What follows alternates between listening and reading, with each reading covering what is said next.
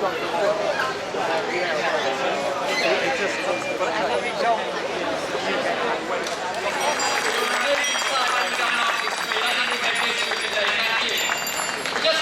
just here to talk, we're not just here from the victims and the grassroots activists.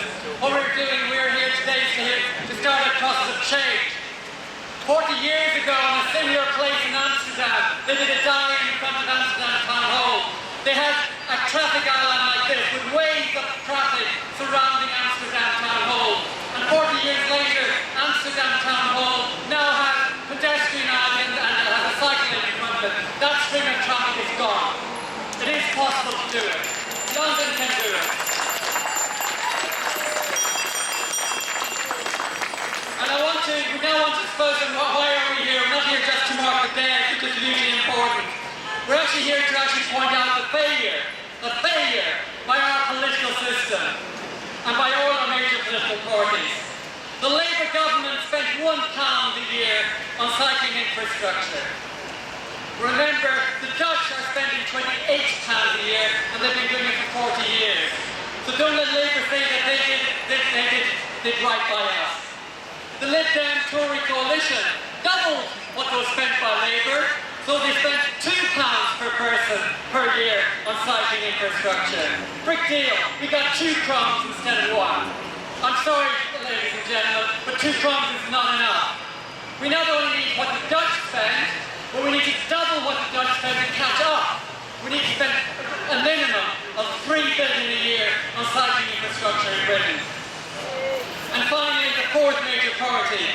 If anybody cares to look, please I ask you to look tonight at the policies so-called of the UKIP and Independence Party on cycling and traffic and cars. It is horrendous what they're proposing. It should be called the United Kingdom Killing Party. They're a disgrace. And finally, let us come to our own capital city. We're here today to mark the terrible culture across Britain's villages, towns and cities. But in London, we formed our first protest a year ago outside TfL after the terrible 6 deaths. What has happened since then? Not a single penny has been added to the budget for cycling and walking in London, despite press release after press release after press release. All City Hall is doing is producing press releases. The second thing that hasn't happened since last year, after the dozens of press releases on superhighways, we haven't had extra superhighways. They've cut the number of superhighways proposed. So that is what's been happening in the last year since we are dead. Boris, press releases aren't enough. Yes, you spend more than many town halls in London and you are better than some in London, but London town halls are among the worst in Britain, so that is not saying much. It is ridiculous that the entire business community, cycling community, and God bless cyclists in the city are doing an amazing job to battle to retain just 2 superhighways that are currently proposed. Those 2 superhighways are everything saying, well, we must have them. Yes, we must. But they're only a modest start. 8 kilometres. New York, for goodness sake, has already installed hundreds of kilometres. So London, we must do better. And so what are we here to demand? If you go to our website, we've got clear, deliverable, costed demands. And 10, I hope you will bear with me as I read them out. Stop the killing of children. We want a multi-billion-pound program to make all our neighbourhoods safe for children to play in. Stop killing pedestrians.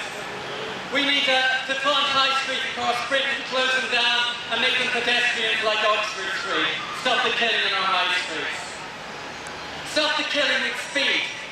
20 miles per hour zones in cities, 40 miles per hour in rural roads.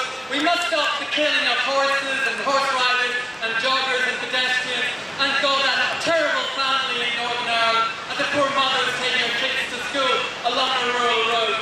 40 miles per hour is plenty in the rural streets. And finally, 60 is plenty on our trunk roads.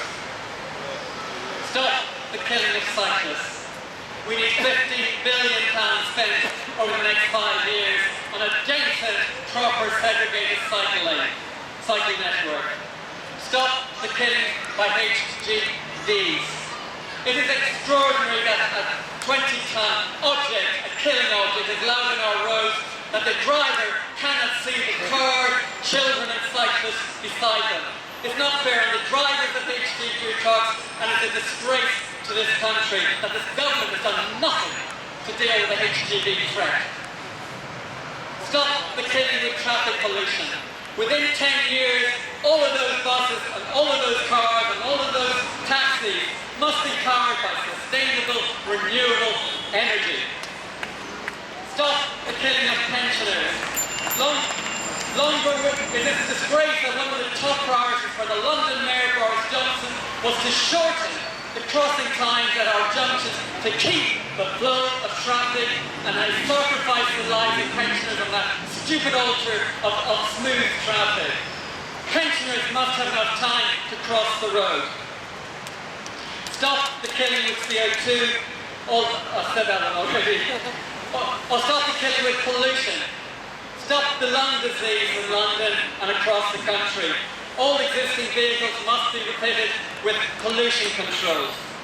And finally, we must reform all of our local authorities, our regional government, our national government. Let's stop having transport departments. Let's instead have cycling, walking and transport departments. It's time that we stop being invisible.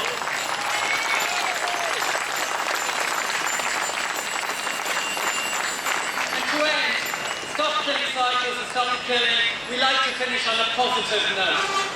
We've talked about the terrible situation we face, but let's not forget, all of you here, a member says it takes 5 people to change the world.